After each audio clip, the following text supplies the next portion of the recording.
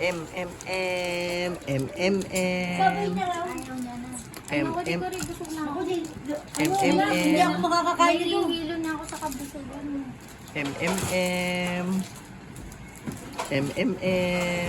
Sana yung masarap.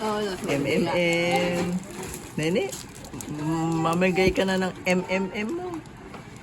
Makikita sa tablet ko. Oo nga. Oo. Ganda na ulit ng ngiti mo, Tane. Ganda na ulit ang ngiti mo, no? Ganda na ulit ang ngiti ng tita Nene ngayon, no? Pati mata ngayon kasama Iba na na yung sa aura pagngiti. no? Iba na yung aura niya. Oo. Iba na yung ngiti. Star Witness.